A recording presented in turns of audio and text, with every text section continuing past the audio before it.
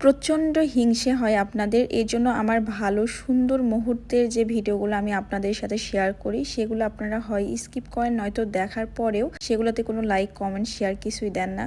Hello everyone, আসসালামু আলাইকুম। এই তো আমি রেডি হয়ে পড়েছি। আমরা এখন সেকেন্ড ডে কক্সবাজার ঘুরতে যাব মেরিন ড্রাইভে। তো আমরা হালকা পাতলা একটু নাস্তা করে নিলাম। আস্তে আস্তে আমাদের অনেক দেরি হয়ে গেছিল।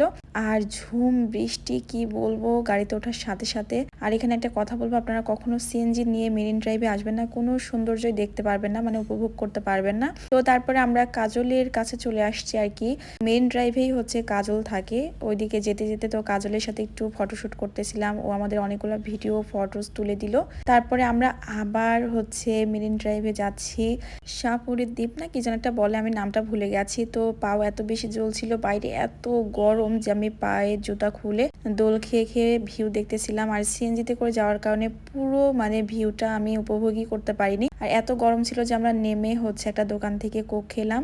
আর সব থেকে বেস্ট পার্ট ছিল আমি শুভ্রর মাথা বুকের ওপর মাথা দিয়ে দিয়ে সমুদ্র দেখতেছিলাম। আমি চেয়েছিলাম যে আমাদের লাইফে প্রতি বছরে অন্ততপক্ষে 3-4 বার এমন সময় আসুক যখন আমরা নিজেদের মতো করে নিজেদের সময় দিতে পারবো, ঘুরতে পারবো। কিন্তু আমার ওই যে ভমিটিং প্রবলেমের কারণে কোথাও যাওয়া হয় না, কিন্তু এখন থেকে যাব। তো এই ভিউটা যে এত সুন্দর যা ক্যামেরার মধ্যে 10%ও আসছে না, কি বলবো। আমি মনে করি প্রতিটা হাজবেন্ডেরই উচিত তাদের প্রিয় মানুষটাকে সাথে নিয়ে এমন সৌন্দর্য উপভোগ করা, প্রতি বছরে অন্ততপক্ষে টাকা জমে একবার হলেও। কারণ একটা মেয়ে সারাদিন ঘরের মধ্যে বন্দি থাকে, সে সন্তান লালন পালন করা এবং তার জীবনে একঘেয়েমিতা থেকে বাঁচতে, আমি মনে করি প্রিয় মানুষটার সাথে যদি একটু ঘুরতে আসা যায় তাহলে মাইন্ড কিন্তু রিফ্রেশ হয়। আর এই ব্যাপারগুলো সব পুরুষ বোঝে না, এটাই দুঃখজনক। তো এই যে এখানে আমি ভিডিও নিচ্ছিলাম, দৌড় দিয়ে ভেতরে গিয়ে আমার ভিডিওটা বন্ধ করে দিল। তারপরে এই তো আমরা সুন্দর সাগরের যে দৃশ্য এটা উপভোগ করতে করতে আবার আমরা ব্যাক করতেছি। তবে এই ব্যাক করার পথে যে কি সুন্দর সুন্দর দৃশ্য ছিল, সাম্পানগুলা সাজানো ছিল, এটা দেখতে অনেক ভালো লাগছিল। তারপর আমরা এখানে নেমে খুব সুন্দর একটা শান্ত ঠান্ডা পরিবেশ। তারপরে বাতাস হচ্ছিল খুব। আমি বেশ কিছু ঝিনুক কুড়োচ্ছিলাম। আমরা এখানে অনেকগুলো রোমান্টিক ভিডিও ফটোজ অনেক কিছুই করেছি, অনেক মজা করেছি, খুবই ভালো লাগতেছিল।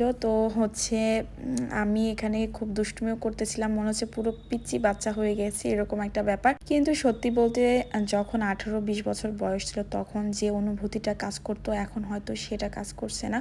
এখন যেটা কাজ করছে, হাজব্যান্ডের সাথে বেস্ট একটা মুহূর্ত কাটাচ্ছি। কিন্তু সত্যি বলতে এই 18-20 বছরের যে অনুভূতিটা কাজ করতো, যেভাবে ভালো লাগা আনন্দটা ছিল, আমার মনে হচ্ছে ওইটা অনেকটা মিসিং। তবে বাকি দিনগুলো যাতে অনেক সুন্দর করে কাটাতে পারি সেই প্রত্যাশা।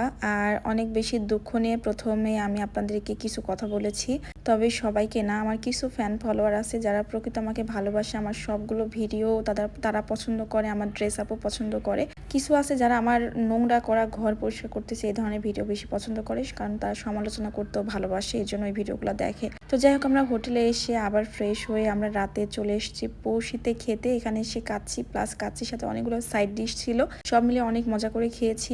আর আলগনিতে গিয়েছিলাম, ওখানে অনেক ভিড় থাকার কারণে যাইনি, যেটার অনেক বেশি প্রশংসা শুনেছিলাম, খাবার নাকি অনেক মজা, বাট এখানকার খাবারও মজা ছিল। আমার এই ভিডিওটা শেষ পর্যন্ত যে সকল আপুরা দেখেছেন তাদের মধ্যে হয়তো বা এই ফিলিংসটাই হচ্ছিল যে তারা যদি তাদের হাজবেন্ডের সাথে ঘুরতে পারতো। তো দোয়া করি ইনশাল্লাহ কোনো একদিন হবে। ভালো লাগলে লাইক কমেন্ট শেয়ার দিতে ভুলবেন না। আজকে এই পর্যন্তই, আল্লাহ হাফিজ।